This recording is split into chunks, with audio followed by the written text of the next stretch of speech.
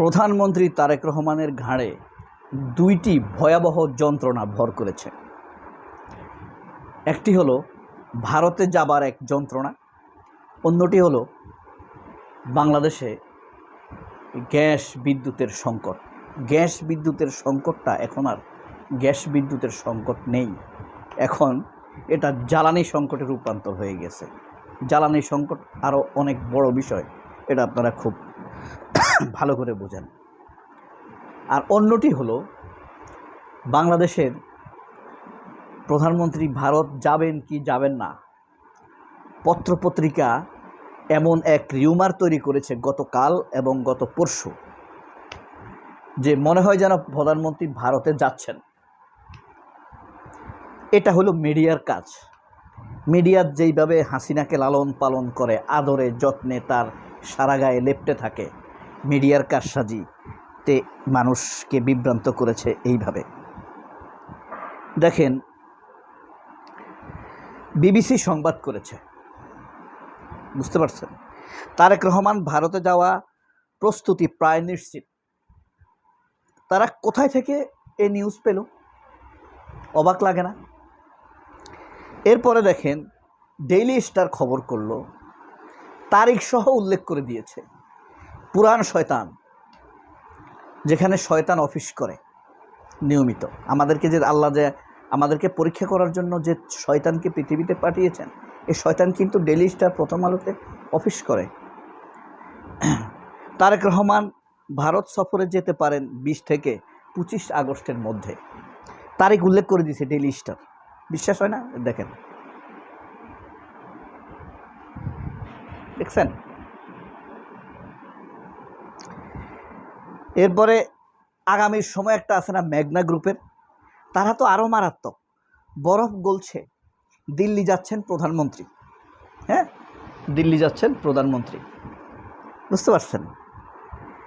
21 ও 22 August Bharat সফরের কথা জানালো পররাষ্ট্র মন্ত্রণালয়। সূত্র, কে জানাইছে এটা বলে নাই, সূত্র, ঢাকা ও দিল্লি উভয় পোস্ট থেকে প্রস্তুতি চলছে। আরে বাপরে বাপ, সব জানে তারা। হ্যাঁ, এটা আগামীর সময়। মেঘনা গ্রুপ, ভারতের হাইকমিশনার সাক্ষাতের পর বাড়ে তৎপরতা। আরে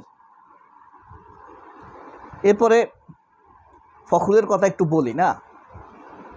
দেখেন, কিছুই বদলায়নি, ঘুষখোর আগের মতো ঘুষ খাচ্ছে।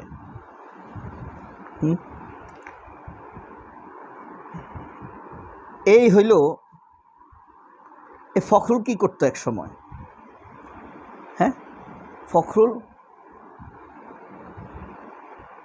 কি কইছে যে বাংলাদেশে কিছু বদলায় না, আবার অনেক কিছু বদলে গেছে, সব বদলে গেছে, অনেক কিছু বদলেছে গত 6 বছরে। আবার বলছে যে দেখেন এখানে কি বলল, যে 6 মাসে কিছুই বদলায় নাই। আবার গতকালকে বলল অনেক কিছু বদলেছে গত 6 মাস। এবার দেখেন মানব জমিন কি করলো। প্রধানমন্ত্রীর ভারত সফর জানা যাবে আজ।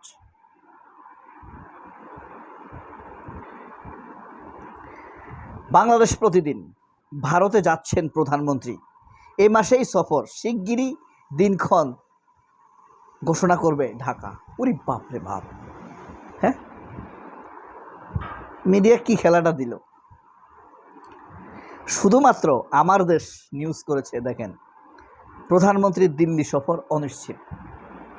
একটা পত্রিকা সঠিক নিউজ করেছে, এছাড়া আর কোনো পত্রিকার সঠিক নিউজ দেখলাম না। তো দেখেন, এখানে সবচেয়ে বড় শয়তানি করছে কারা? 1 নম্বরে করছে বিবিসি। সবার আগে বিবিসি এই নিউজটা করছে, বুঝছেন? এই বিবিসির রেফারেন্স দিয়ে করছে কে? আনন্দবাজার পত্রিকা। বিবিসি বাংলা, বাংলাদেশের যে বাংলাদেশ না, কলকাতারও বিবিসি বাংলা আর আনন্দবাজার, এই সময় এগুলাতে কোনো পার্থক্য আছে? কোনো পার্থক্য নাই। বিবিসির একটা আছে না, সাবির মোস্তফা নাকি, ওরা আপনার মন খুশি মতো গালি দেন, আমার বিশ্বাস গুনাহ হবে না, ঠিক আছে? কারণ ও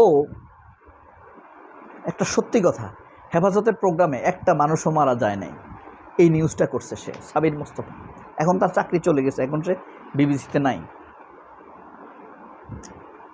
বাংলাদেশের দুইটা কাঠখোট্টা জার্জলিমান, আপনি চিনেন আর না চিনেন, দুইটা শয়তান আছে।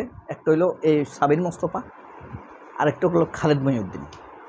এগুলোর চিনতে সময় লাগে। আপনি বলবেন শ্যামল দত্তর কথা কেন বলি নাই, মোজাম্মেল বাবুর কথা কেন বলি নাই,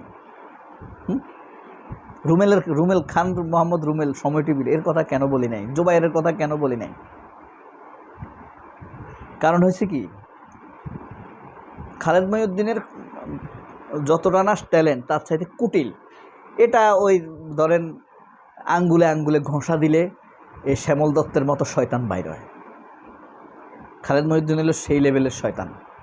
সাবির মোস্তফার বাপ তো আওয়ামী লীগের নেতা ছিল, সেই লেভেলের শয়তান, বুঝছেন? খালেদ মহিউদ্দিন নিজে কিন্তু জাসদ ছাত্রলীগের নেতা ছিল, স্পষ্ট। খালেদ মহিউদ্দিনের এন্টারটেনমেন্ট ইন্টারভিউ শুনছেন কিনা কখনো? মানে নিজে ইন্টারভিউ দিছে তানভীর তারেকরে, সেখানে বলছে তার প্রিয় লোক, আর এমনি নিজেই বলছে সে জাসদ করে, আর সবসময় বলতো তার প্রিয় লোক হইল আপনার ইনু। তো যাই হোক, এই যে দুই শয়তান, এই দুই শয়তানকে চেনা আপনার দেরি লাগবে। আপনি যত দেরিতে চিনবেন আপনার তত বেশি সময় অপচয় হবে। ধরেন আপনি সৌদি আরব গেছেন, আপনার মার কাছে, বাবার কাছে, অথবা কারো কাছে আপনি নিয়মিত অথবা আপনার শ্বশুরের কাছে টাকা পাঠাচ্ছেন, টাকা দিচ্ছেন। বাড়িতে আসার পরে আপনি শুনলেন সব দোষ আপনার ঠিকমতো খরচ দেন নাই, সংসারের টাকা দেন নাই, তারপরে আপনি দায়িত্বহীন, আপনার সংসারই না। সবাই বলতেছে, আপনার ভাই বোন, হ্যাঁ, মা বাপ, আপনার ওয়াইফ, সবাই বলতেছে। ওয়াইফ তো বলবে, এটা তার অধিক দায়িত্ব বলা। সবাই বলতেছে আপনার দায়িত্বহীন, অথচ আর কেউই কোনো উপার্জন করে না। আপনার উপার্জন তারা চাবাইছে, খাইছে, আপনার দেওয়া টাকায় গোস্ত কিনছে, চিংড়ি মাছ কিনছে, খাইছে, আর আপনাকে গালাগালি করছে। তাইলে কি আপনার চিনতে দেরি হইল, আপনার উপার্জন সব শেষ। 15 দিন পরে বলতেছে যে তুই এখনো বিদেশ যাচ্ছিস না কেন, নাহলে সংসার চলবে কিভাবে? কিন্তু গালিও দিতেছে আপনার রক্তে ঘাম করা কষ্টের কোনো, আপনার দায়িত্ব আপনি করছেন, ঠিক আছে, কিন্তু কোনো রকম একটা থ্যাঙ্কস নাই। যারা বেকার বসে বসে খায়, আপনার টাকায় মোবাইল কিনে, আপনার টাকায় মোবাইলের টাকা ঢুকায়, আপনার টাকায় মোবাইলের ইমো ঢুকায় আপনারে কল দিয়ে আপনাকে গালি দেয়,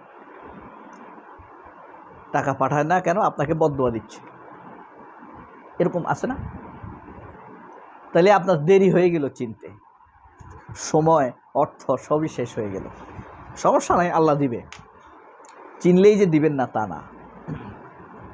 এভাবেই আমরা অনেককে চিনি না। আল্লাহ আপনাদের সবাইকে ভালো রাখুক, সময়, শ্রম, অর্থ আপনাদের সব কিছু কাজে লাগিয়ে দেয়। আল্লাহ হাফেজ, আসসালামু আলাইকুম। কোন হাত ভুলে গেছিলাম।